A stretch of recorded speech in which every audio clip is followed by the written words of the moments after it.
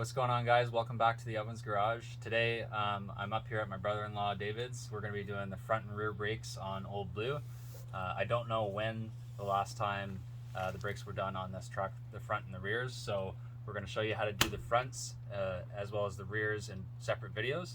We've already done the passenger side on the front, so we'll start with the driver's side and walk you through that process.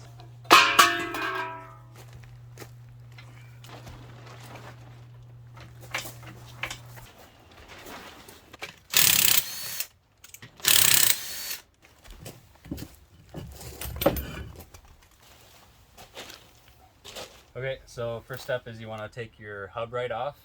We were having problems on the passenger side breaking loose all these bolts. So if you have a problem getting one of these out and it ends up stripping, just use a drill it out, and you're going to have to drill the head right off the Allen bolt, and then you'll be able to pull the hub assembly just straight off. So we'll take these all off now. Alright, so now that the hub cap is off, in order to disassemble the hub, the complete hub assembly, you start with this Phillips head screwdriver.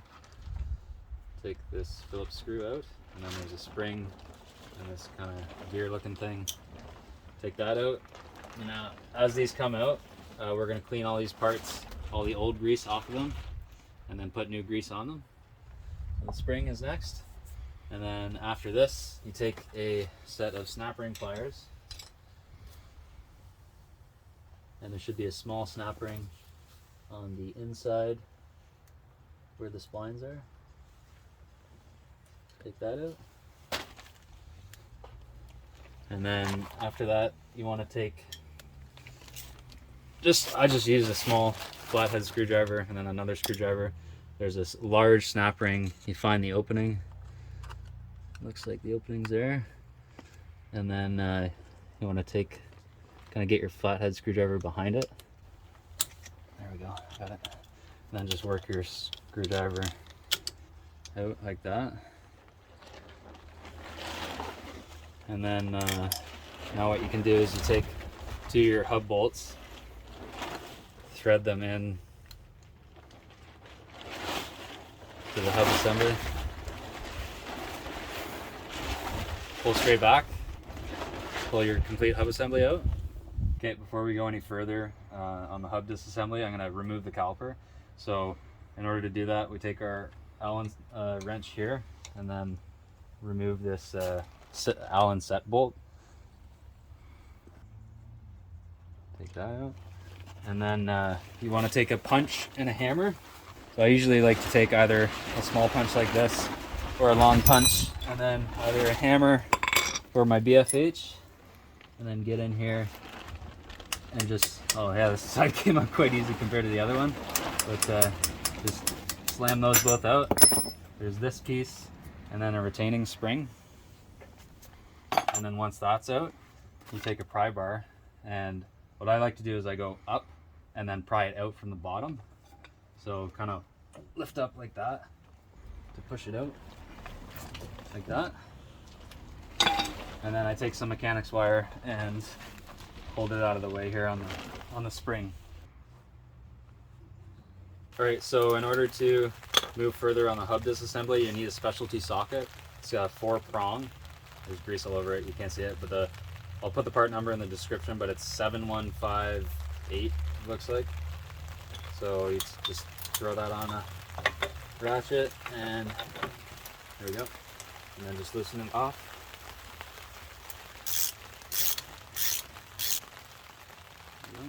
And in between the back nut and the front nut, there's a lock washer. So I'm just going to take a couple of flathead screwdrivers, get in behind it, pull it out, like that. And then you take your specialty tool again and get the rear nut. So I just want to note the rear nut is different than the front nut. The rear nut has a small nipple on it that locks with that center washer. So just keep in mind those two nuts are different. So here's the small nipple I'm talking about, right there. You can't really see it with the grease. We'll show you once it's cleaned up. Okay, so now we're at the stage where we can remove the entire hub and rotor assembly. And keep in mind, the outer wheel bearing is going to be coming out with the rotor hub assembly. And so don't drop that on the ground because we're going to be reusing the wheel bearing. So just pull straight out.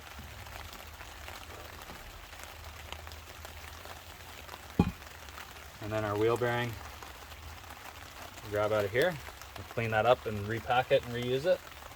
So here's the the inner wheel bearing. This is just behind this seal. So we're gonna pop this seal out, clean and repack the inner wheel bearing with grease, and then we'll put in the new seal.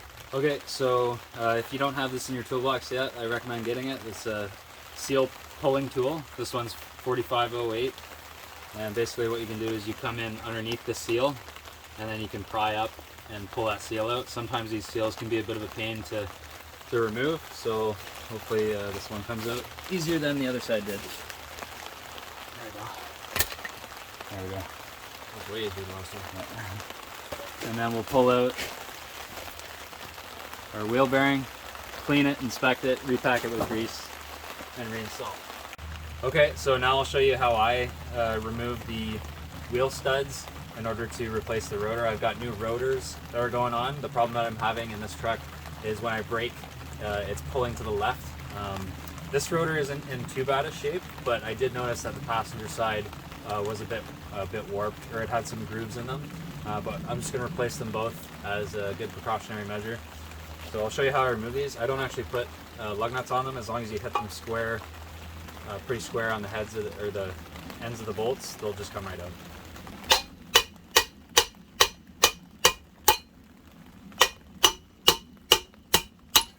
And if someone put anti-seize in between here and here, this should just pop right up. Spider living in there. Okay, so now we're just going to go through all the parts, clean them up, and inspect them, and then re-grease them with a thin coat of grease, and then we'll be ready to reinstall everything. Okay, so now that these parts are cleaned, what I'm going to inspect is the wheel bearing races. So if you look there at the tip of my thumb, that's the wheel bearing race. You can replace those if your wheel bearings and your wheel bearing races are in bad shape.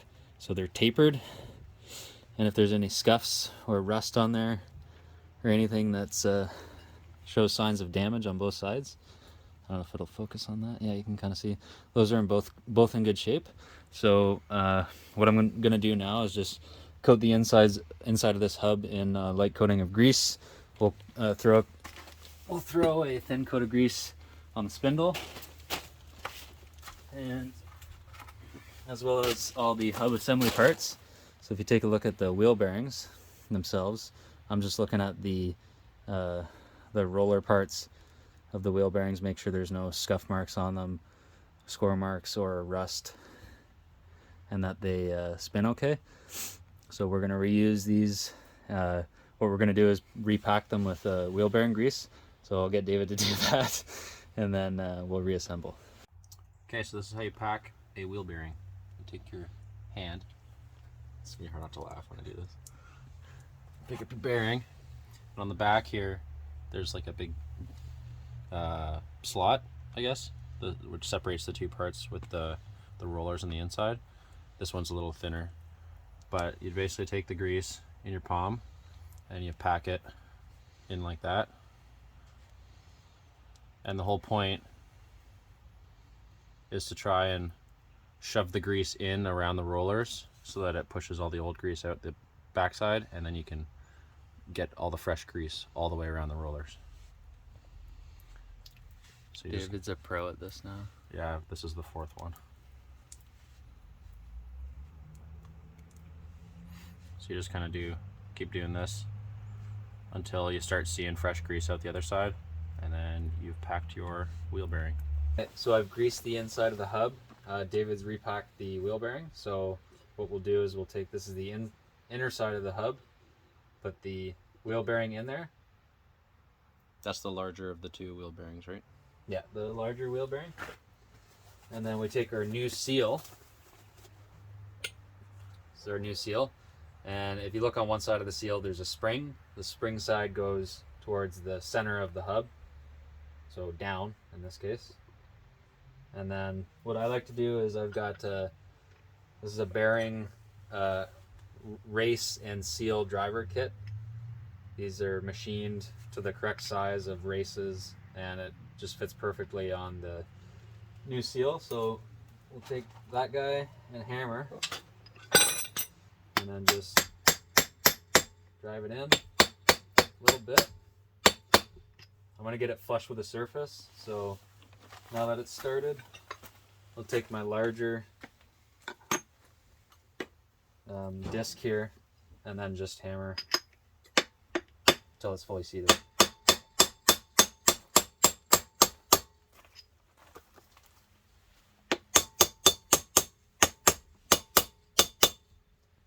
There we go. Just make sure you put some anti-seize on the mating surface, so that way when you go to take it apart next time and replace the rotor, you're not fighting too much with the hub assembly and the rotor being glued to each other because of years of rust. Okay, so here's the new rotor. Just a note on the rotor, I'll put the part number in the description box below, but there's two styles of rotor that fit these Dana 60 axles, and when you go to the parts store, they're for 4,500 pound axles. One of them is slotted and one of them is not slotted. I could only get my hands on the ones that were slotted.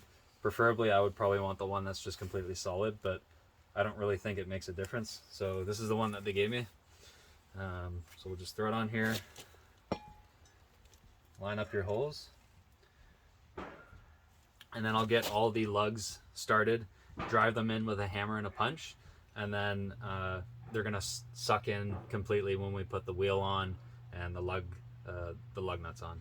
Now would be the time too, if you wanted to upgrade your wheel studs to 9/16. These are 1/2 inch.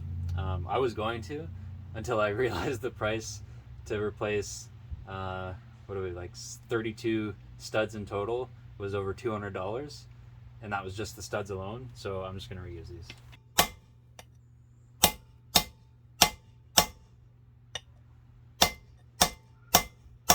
I'm just going to throw a bit of grease on this inside the seal.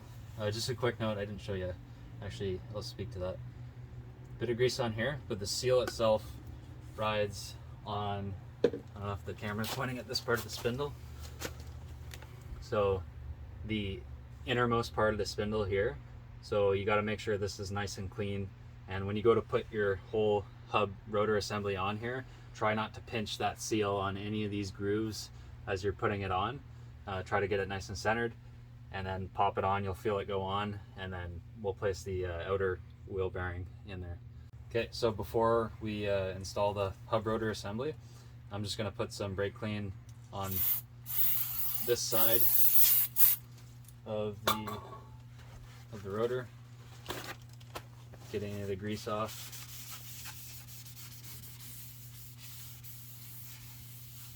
And we'll get our wheel bearing ready. Give that to David. It's heavy.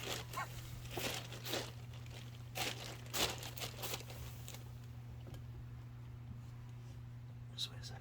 There we go. Okay. Nope. There we go. Okay, so continuing with the rotor hub assembly installation. Now that the outer wheel bearing is in there, we'll take our first locking nut. This one has a nipple on it. It's very important if that's broken to replace it. I've had that happen on my red truck where it was broken from a previous owner and I had to replace it. So we'll get that threaded. Take our specialty socket. The nipple is pointing out. The nipple's pointing out. We'll thread this in all the way. Set your torque wrench to 50 foot-pounds, and then we're going to tighten this inner locking nut to 50 foot-pounds while we spin the rotor a little bit, just to seat the bearing. Okay. All right, so once that's down to 50 foot-pounds, we'll back off the adjusting nut completely. Okay, so back it off.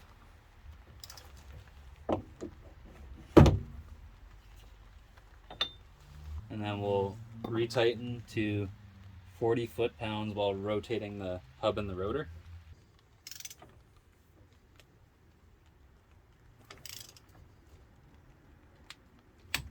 Okay, And now at this point, we're going to back off the adjusting nut approximately 135 to 150 degrees.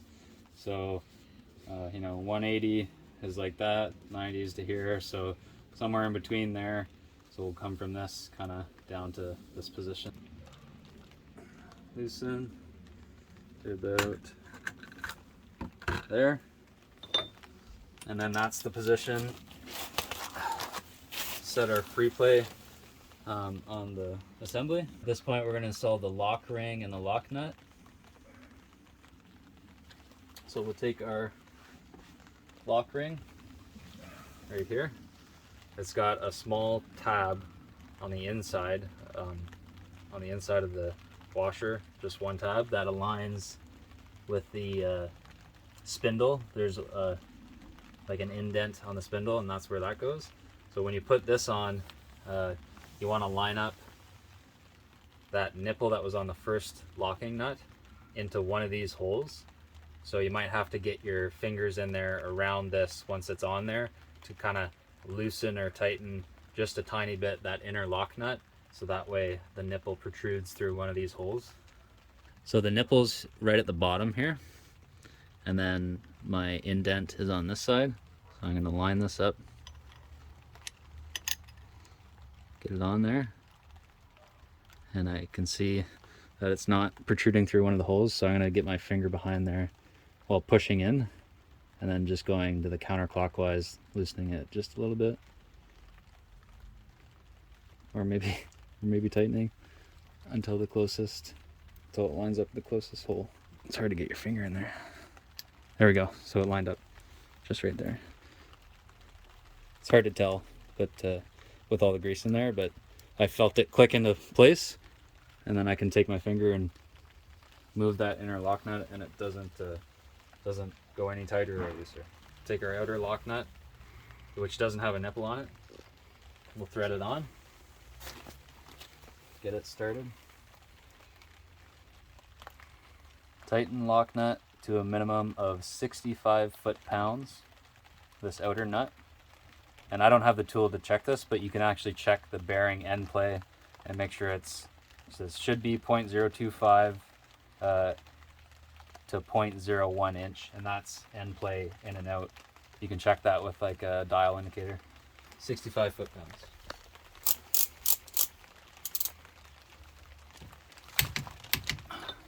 So we'll make sure it spins okay. It's not binding up or too tight, and we'll check our in and out, and it doesn't move too much. Okay, so at this point I'm just going to take some brake cleaner, go on the outside of the new rotor, and clean off any grease. And now I'll put back on the caliper with the new brake pads. Okay, so I forgot to note here, I put some anti-seize just on this surface, as well as the surfaces where this brake pad rides, just so it doesn't bind up. There's also an anti-rattle clip. It looks like this one kind of has one built in, but this clip itself, there's two of these. They go on the inner brakes. So when you're positioned like this, the outside of this anti-rattle clip goes like that. It's kind of hokey, but it's in the factory service manual. So it goes like this, and then when you put it in, you got to make sure that clip doesn't fall out. Just it's right here. So right here. All right, so we'll take our caliper. I can tell someone's replaced this at some point. Take our new brake pad. Try not to get it greasy. Put it on like that, and just slide it over up into position. All right, so now we're gonna take our this is our spring retainer, as well as this Allen set bolt, and get it reseated. So we've got to push the whole caliper up a little bit and get this guy in there. So kind of just get that started like that. I can actually push that with my fingers. There we go. And then we'll put our retaining bolt in there, Actually, I'll put a bit of anti-seize on there just because I've experienced breaking the head off of that bolt before and it's not pleasant. Take your Allen wrench. And this doesn't need to be too tight. Okay, so continuing with the front hub assembly, we gotta put this piece in next. Line it up, push it in. And then, nice little trick for the next part, getting the, what do you call it, snap ring on, is just take a pry bar and go in where your drive shaft, your front, or not your front drive shaft, your front axle U-joints are, and then kind of just push out on it, and you can see that just move forward. That'll give you a little bit of extra room to get your snap ring on. And then you take your snap ring pliers, get it over, make sure it's seated. Yeah, they're seated. Next we'll take our large snap ring and kind of get this one seated by hand.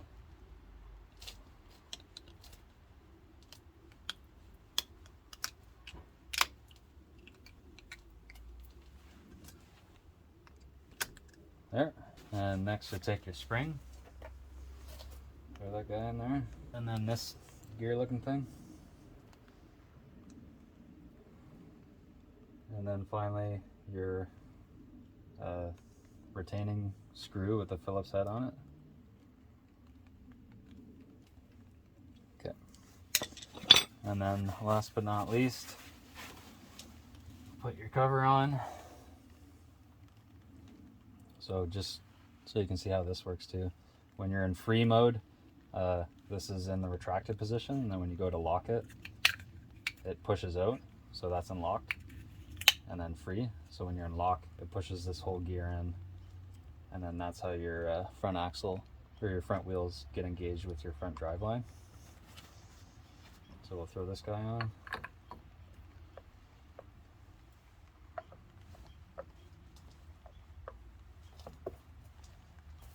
You can also replace the gasket on your front hub just to make sure that no water penetrates in there. And then it might also be a good idea to put some anti-seize on these guys, so that way it's you don't experience what we experienced on the other side before you put these guys on. And just snug these down, they don't have to be too tight. Gonna throw some anti-seize on the studs here.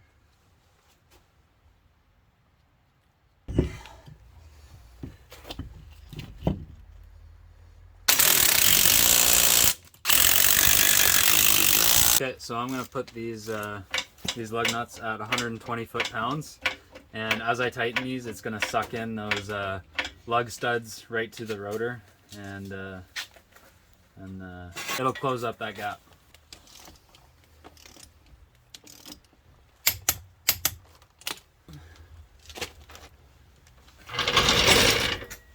Throw the hubcaps on, and we're done. The brakes, front brakes.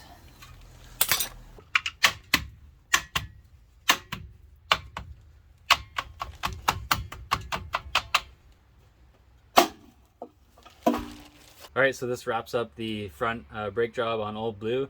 This is for the Dana 60 axle, and now we'll move on to the Dana 70 rear axle and do the drum brakes. Thanks for watching.